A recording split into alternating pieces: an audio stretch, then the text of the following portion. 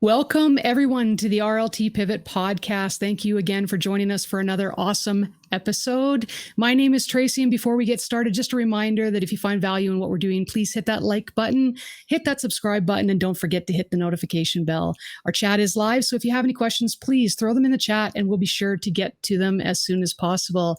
Dan, what do we got in store today? What is up, Tracy? So good to be back, man. I'm so excited for this one. This is a topic that we've been hearing a lot about. People going nuts. Every one of my Facebook friends is into person to bring. Then my boy Joseph Legendary, legal name Musso, to the Pivot podcast to dive a little bit deeper into this crazy world that's happening, man. Things are changing. So before we start, first of all, welcome, Joseph. Glad to have you. I'm a huge fan of yours. And just before we get into the crypto, tell us a little bit about yourself and what really got you into the world of crypto. Yeah, so I've been in the crypto space for about 10 years. But before crypto, I got really involved in this game called Second Life. And Second Life is a game where you have your own personal avatar and you can use real money to buy Linden, and then use that Linden to upgrade your avatar, upgrade property, and actually buy server space or land in this game. So I was buying land and then renting out the land, or I was building up the land by hiring other programmers to build skyrises for me, apartment complexes, shopping malls, all the stuff that other people would put their wares in, their digital wares. And I was basically buying and selling Linden and turning that back into land. And the best purchase I ever did, or sell I ever did, was about $40,000. So when that happened, there's this realization of wow, like people actually really care about this fake digital money, and one day this is going to be a thing. So fast forward, I'm talking with before she was my wife, I'm talking with her about, different stuff, and we're nerding out in different things, and we're just doing some geeky stuff because we've been in the IT business our whole lives. And we heard about this Bitcoin thing. And we're like, what is this Bitcoin thing? And people are talking about, oh yeah, I'm mining Bitcoin. It's going to be the future, blah, blah, blah. And I started doing some research and I said, wait a minute, this is digital money. This is the new Linden. This is the new L. This is the new thing. And it just all started coming back like, this is it. This is the thing to jump on. So I started mining a little bit of Bitcoin by hooking up my GPU, and I was using some sort of I can't remember the name. I think it was Diablo Miner or something like that. Some old school thing that kept breaking all the time. Like, you really needed to be like a nerd to understand how to do this stuff. It wasn't streamlined like it is today. And what year was that? 2011. So this is pretty close to the beginning of this, right? Yeah, I mean, a few years after. A few years after. So okay. This is like, wow.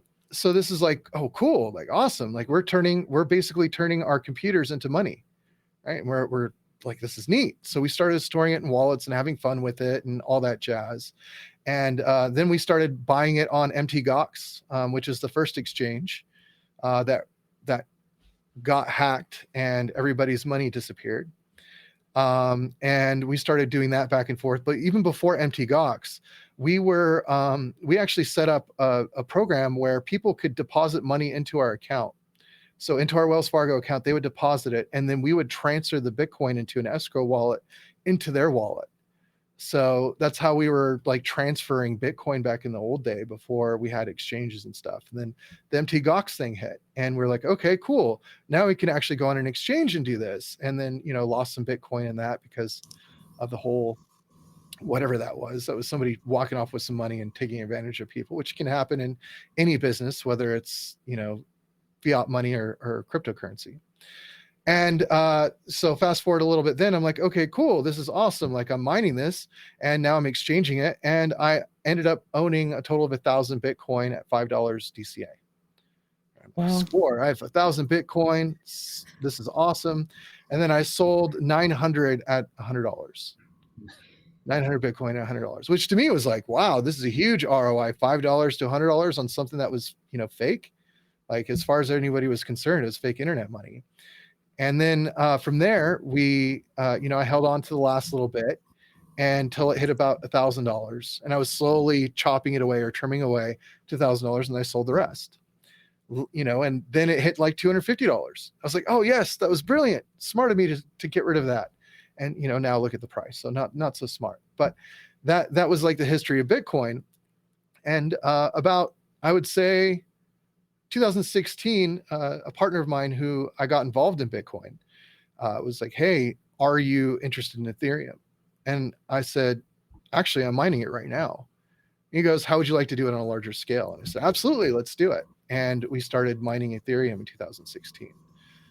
So that's a quick, like little blip of my experience in the crypto space. And now that, because obviously when Bitcoin first came out, first started developing, it was very, I wouldn't say sketchy, but it's just not common.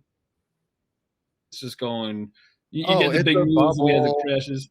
Yeah. What to you solidified that this was going to be like, this is here to stay? Oh, I mean, I already knew it was here to stay after it was on, major exchanges. When other exchanges started popping up and they started taking their place, and then there's adoption in other countries like China, where this kind of solidified, like this thing is here to stay. And then big money started rolling in. And people don't realize the kind of money that was rolling in but when they started switching from GPUs to like ASICs, which are basically little chips designed, their sole purpose is to understand the Bitcoin algorithm. And like, that's literally what it's designed to do. And people were developing these chips. Like they were spending a lot of money to develop these chips to maximize their possible return on their investment. When I started seeing the ASICs come out, that's when it really clicked. Like this is a thing, like this is a big thing, and it was going to be huge. I already knew before then, though, that it would be, because why Bitcoin came into existence? It was after the 2008 crash. It was because big banks were borrowing, they were taking your money and loaning it to people that didn't have the best credit, and doing these crazy balloon rates, and they were making a ton of money, and they were using other people's money to make money, our money to make money. And in the end, what happened? The banks got bailed out. The big players got bailed out. They all got to keep their yachts, their mansions, and all that stuff. And I was with a smaller bank. I lost like $5,000. They couldn't pay me. Wow. I eventually got it back because of the rules or whatever, but they couldn't pay me, that $5,000. So I had to wait for a check and go through a whole bunch of hoops and ladders to get that. Well, it really ticked off the nerd community, the geek community of programming. Like they're like, okay, what controls the actual money, a ledger? Who controls a ledger? Well, computers do. But humans can interact with those computers. So what does that mean? That means it's centralized. That means there's a center of where it works. So what happens if you remove the human from the equation, and then you just have the computers handle the ledger? And then it was like, light bulb. Remove the human from the equation, and then we don't have crashes like this anymore, because it's really dependent. The only way the human is involved is when they actually decide to get on an exchange, but the network stays the same. There's no money printer go burr, and there is no, I'm going to loan this out to somebody, and if they can't pay me back, well, the person I'm taking their money from doesn't end up getting the short end of the stick, so to speak. Like this is a big deal, and these programmers knew this, and they knew that we were already doing this. Like if you go to an ATM machine, it's not a banker handling the ATM on how much money is in your account. That is a computer. The banker is actually connecting to a computer to make those decisions for you if they want to use your money. That's it. So if you remove the banker from the equation, you still have the computer, which means your money is still there. And that's literally why blockchain technology was created. And I think you're starting to see some of the big boys. And Elon tweeted today that he's not doing Bitcoin anymore, whatever. And I think it was more for environmental reasons, if I'm not mistaken, for that. But you're still seeing a lot of the bigger companies really start to adapt to Yes. crypto, Bitcoin. You're also seeing a lot of nonsense coins that literally do nothing. And I mean, we can talk about the First off, Doge they're if we not. want to, but there's no purpose for the coins. And honestly, I mean, there may be some value to it at some point, but just the astronomical returns that people are seeing with the Doge and numerous other coins. So how do you Yeah. define what's a real coin? What's a coin that you Okay, should so not there's invest in? two different coins that people need to understand. There's an actual coin that is controlled by the individual blockchain, and there's a token, and a token is built on top of a blockchain. So Dogecoin is an actual coin. It is mimicking Bitcoin's technology to make Dogecoin. So you are literally creating something very similar to Bitcoin. It still uses the same power and methodology as Bitcoin. The huge power consumption because it's through proof of work, and proof of work is where you have computers, whether they be ASICs or GPUs or whatever the case may be, solve an algorithmic problem using electricity and energy, and then they are rewarded with coin. So that's what proof of work is. And Dogecoin is using proof of work. So sorry, Elon, I love you, dude. I love Tesla. I love what you're doing with Mars, but you're being a little bit of a hypocrite. And the reason why you're being a little bit of a hypocrite is Dogecoin uses the same technology as Bitcoin. And yet the day before this, you literally polled and asked, should Tesla accept Dogecoin as a means for currency? So if you're going to ban one cryptocurrency, you should ban all of them that are proof of work. Now, not all cryptocurrencies are proof of work. There are proof of stake coins. Now, proof of stake is a little bit different. It uses minimal electricity, and the idea is that you actually lock up your coins to free the network of its own bandwidth, and by locking them up, you are rewarded more coins, which is called staking. All right, you're putting a stake. So similar to stocks, right? We all understand how stocks work and dividends, right? So if I buy a stock that has a dividend, I'm rewarded a dividend. Now I can choose to either make that fiat or I can choose that to be partially a stock. It's the same type of mentality. So instead of a stock, it's a cryptocurrency coin. And I'm rewarded more cryptocurrency coins as my stake for locking that up and holding on to it because I believe in it. Exactly the same type of technology as we already use for stocks like Coca-Cola and stuff with the drip thing that you actually talked about, Dan. So just to kind of clarify that. So if Elon wants to say, I don't want to touch any proof of work, only proof of stake because it's impacts the environment the least, then he's not being a hypocrite anymore, and I retract my statement.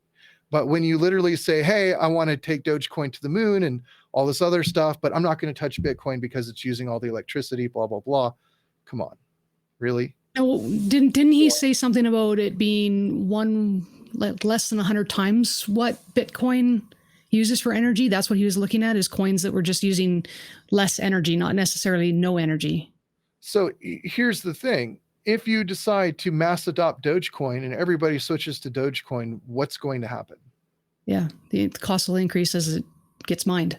Exactly, Yeah. because more and more people are going to want to mine it. Like the evolution of this is moving to a proof of stake model, which is what Ethereum is doing. And part of the reason why I'm such an Ethereum advocate and big into this technology. I think Vitalik is a genius, and I think what he's doing for the crypto space is beautiful, and he deserves like a lot of credit for what he's doing. Right. The idea with Ethereum is it is using proof of work right now. However, it is in the process of transitioning into proof of stake, the only cryptocurrency to ever attempt to do this. And the technology behind it is just immensely insane. I don't even know if I'd have enough time to describe how to do it all in the amount of time that we have on the show. No, fair enough. Well, you know what? Because a lot of the whole purpose of this podcast is to help newer traders or struggling traders, so let's talk a little bit about getting started. So if people are interested in getting started in Bitcoin, what do they do? What are some tips? All right. So the first thing is to associate yourself with an exchange. So there are 3 major exchanges that have been used quite significantly. They're trusted, and they're not going away. And one is actually an exchange that you can buy stocks from. The first one, the main one, is Coinbase, which has the ticker symbol coin, COIN. So if you don't want to buy Bitcoin, but you still want to be involved in the space, check out Coin. The second exchange is Kraken, like the release the Kraken exchange, and they are also trying to be listed as well. The third one is Binance. So those are the 3 main exchanges that I would consider buying a Bitcoin on. Now, here's the interesting thing. A lot of people go, well, it's too expensive. Even if it, goes down to a more reasonable price, I can afford tens of thousands of dollars for Bitcoin. Well, you can buy fractals. You can buy a fraction. You can buy 0.00000000001 Satoshi, which is a portion of a Bitcoin.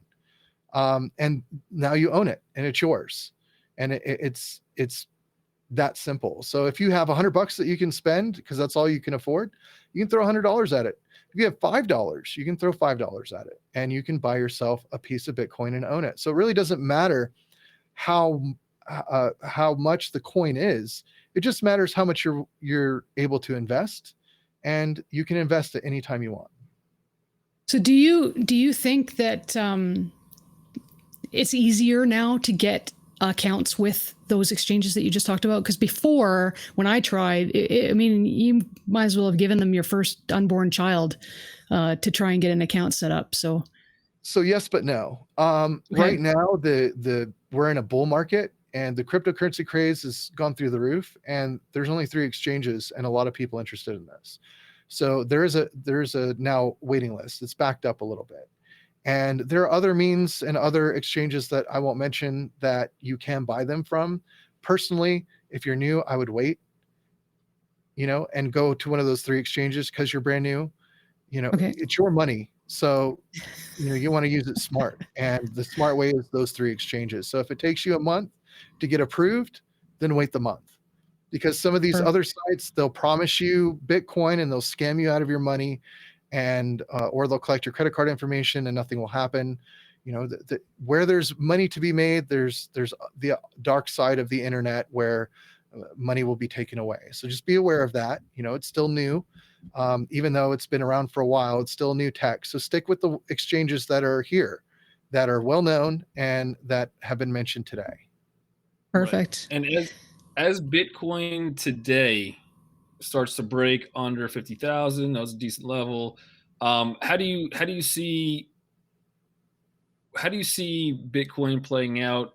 How do you see some of the other coins that are popular, Ethereum, things like that? Is there a coin also that you like more than another for whatever reason? Well, I'm an Ethereum fan, so I'm always going to say Ethereum over any other technology because it has a decentralized app technology, which is going to be our future. We as a society, and this is global, we all run off contracts. All of us. When we want to buy some grain, it's through a contract. When we want to own a house, it's through a contract. When we go to a grocery store and buy our groceries, we receive a receipt contract. Right? You've received goods for your services. Here's a service, you've received goods. Everything's based off of a contract, everything. And this literally builds a contract that is non-fungible. What does that mean? That means it cannot be changed. Once the contract is attached to the encrypted blockchain, it's there forever. So think about that, right? So now I'm going to get into the artistic side because I'm an artist. I like to draw. I like to paint. I have a podcast as well that's a little bit more on the immersive side where it's, all that stuff different. And now as an artist, I have the ability to upload digital data and turn it into a contract and turn it into a non-fungible token contract. And that contract will stay on the blockchain indefinitely forever. No one can change it. No one can copy it. It's there to stay. And I can sell that contract to other people. and then they can sell that contract, and I can get a dividend from that, or I can get a royalty from that. So that's where I feel like that's where we're headed in this world. Like, honestly, Ethereum is going to be Internet 2.0. So would that be in lieu of copyright? Basically, that would be the copyright. It would right? be, because there's no way you can copy it. Yeah. It's built into the chain. There was a question in the chat from Daniel Porter. So he says, brokers like Webull allow you to trade crypto. Would you suggest changing brokers to one of the ones you recommended? So there's a difference between a broker and an exchange, right? So the broker is there to allow you to trade cryptocurrency, right? So you can buy Bitcoin, you can buy Doge on Robinhood and all this other stuff, but you don't actually own it. You just own the rights to it. So what do I mean by that? Try and transfer that coin out. Try and move it into a wallet and then store it and then give it to your kids one day, or try to move it to another place to be able to sell it. Can't. In fact, a lot of people that use Robinhood got the experience when Doge dropped after the Saturday Night Live. We've mentioned many times, you buy the rumor, sell the news, right? A lot of people sold the news before SNL and cashed out their Doge. And a lot of people couldn't because Robinhood stopped or halted. They halted cryptocurrency. Think about that for a minute. They halted cryptocurrency, which is a 24/7 currency. It's not controlled by any other exchange. It's not controlled by anything other than where it's located. So this broker literally said, no, you can't sell this. So why am I saying use Coinbase or Kraken or Binance? Is because you can move those coins out. You actually own that property. You own those keys. So what do I mean by keys? Encryption has these keys attached to them. That's like your physical representation of the property. And you can move those encryption keys somewhere else and you can hold on to that. So if you don't want it on an exchange, and I don't recommend you leaving your entire portfolio on an exchange unless you're prepared for any consequences, right? Like I trust those 3 exchanges, but I trust a hardware wallet more, where I control it and I can lock it up in a safe and I know that I have it, et cetera, et cetera. And for beginners, if you need more information, you can reach out to any of us and we can kind of help you out with some of that stuff. But anyway, hopefully that answers your question in a nice roundabout way. You bet. Let me ask you this then. Just talking about trading. Okay. So if you want to actively trade cryptocurrency, but you don't want to leave it on an exchange, how do you go about that? Because you're actively transferring it back and forth and basically getting the fees associated with the transferring from your wallet back to the exchange, from the exchange back to your wallet, et cetera. So how do you do that versus what we currently do with stocks, where we put our money in our exchange and we can trade it and it's there the next day? Right. My recommendation is if you just want to trade it, you don't want to actually own it, then stick with the brokers. If you want to actually own it, then buy it from an exchange and move it to your wallet and lock it up, right? So it's same idea of I can buy a contract to be able to sell a house, right? And I could go that route, or I could own the house and then the house is in my name and I have the deed. It's the same kind of deal. Both have pros and cons. Yeah, and I guess that would be the same as Forex. So if you decided that you wanted to trade Forex, you trade it on exchange. If you want to own the currency, you go to the bank and you buy it. Yeah. Yeah. Okay. Fair enough. Same All right. Well, do you have any other tips for newer traders that are just getting into the space that could keep them safe? You've mentioned a few. Do you have any others that you want to add? The most important thing is to stick with what's popular. So not necessarily, I don't mean the coins. I mean the companies that do the business with the coins.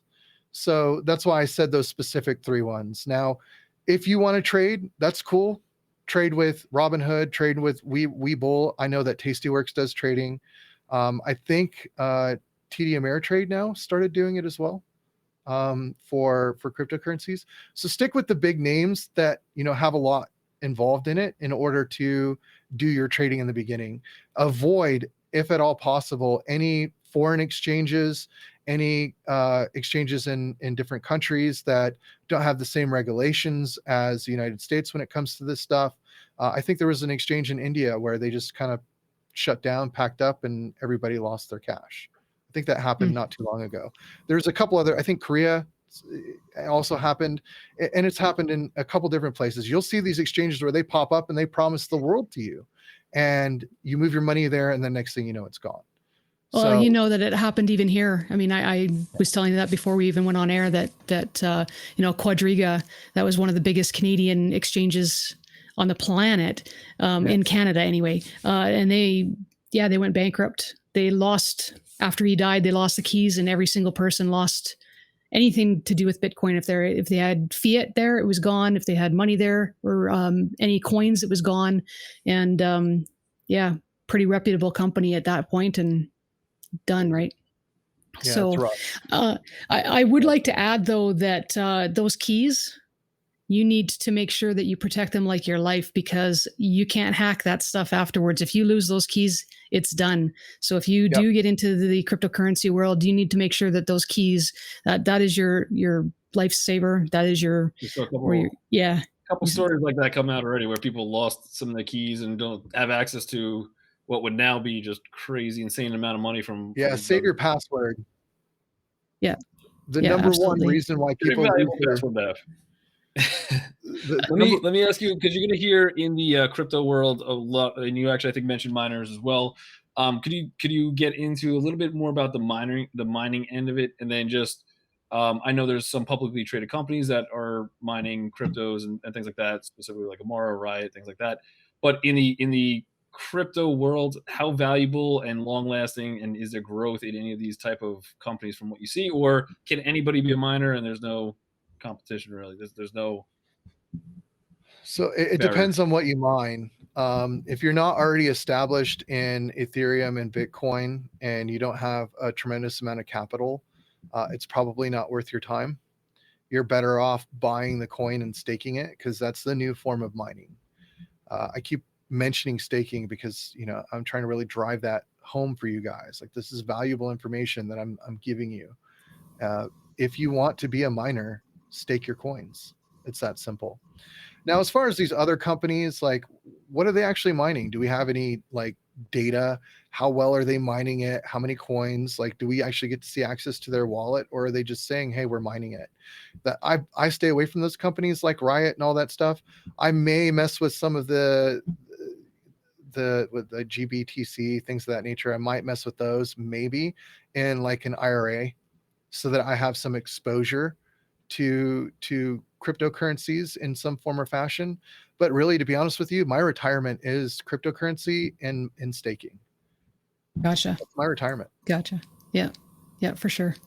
That's pretty amazing. I mean, the cryptocurrency world, I mean, we could spend probably weeks just talking about everything to do with cryptos, and we're only going to touch a little bit of the surface of it right now. That's for sure. Because I would love to get into a discussion with you just on the applications in the third world countries and in the whole banking area, where the majority of our population doesn't even have access to regular banking. So this is a solution to that enables the majority of the world to get access to something that we take for granted on a regular basis, right?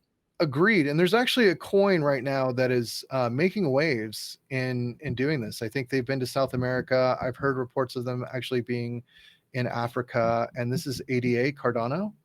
This is a coin that's a competitor to Ethereum in the fact that they have the same tech space. Obviously, you want to be the first in tech because you can build the fastest in the regards of popularity, et cetera, et cetera. But I think ADA will be a form of competition for Ethereum down the road. And they are trying to make it a point to get access to these countries that have smartphones, but that's all they have. That's right. And the developer of Ethereum is now the developer of Cardano, is he not? Yeah. Exactly. Okay. Yeah. One of the co-founders. Yeah. Is now a co-founder of ADA Cardano. Yeah, which for sure. is also a big deal. Like, this is somebody that really believes in this space and believes in the blockchain, and decided to use what they know and create something that will help these types of countries. Because, I mean, let's be honest. Do you really think that paper money is going to be our solution? No, not at all. Especially when the majority of the population doesn't have access to it. And not even to mention all of the other countries that can seize those assets at any given time, right?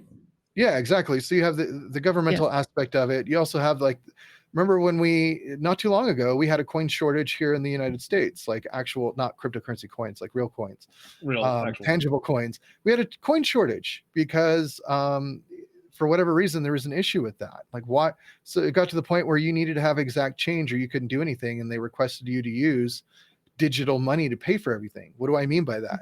Visa, MasterCard, American Express, that's digital money. Think about it. That's not real money. You're swiping a digital thing with the digital strip on it, and it's pulling up a ledger saying you owe this digital amount of money. So why do we need to have a bank involved to handle any of that? We don't. Yeah, I agree with you 100%. 100%. Yeah. No. Joseph, I would love to have you on the show again. Sure. We are out of time though. Back. Yeah. You have like this weird fan base that just follows you everywhere. It's like the chat's blown up. Like, I love this guy. So you're a rock star, man. And not only that, but I got to go buy some Doge real quick. So we're going to wrap it up. Don't forget, thank you guys for tuning in each and every week. We appreciate you having here. Joseph, awesome. And again, we definitely need to schedule another one because the crypto world is just way more than what we even really scratch the surface on. Tracy, thanks for co-hosting once again every single week. Love having you here. And don't forget, how many people now? We got to get the likes up. Like the video, hit the subscribe button, and mess with the algorithms. Make sure that you also go to reallifetrading.com. Find out more about real life trading, the free courses that we have, the free education. Also, Joseph he's taught a crypto course on there. So if you do want to dip a little bit deeper into that crypto course, it's amazing. I went through it. It's crazy. So we'll see you guys all next week. And what's your podcast, Joseph? If people want to find you. Well, it's the Dungeons and Dragons podcast. It's all D20, all D20. There. Perfect. All D20. Awesome. Thank you. All right.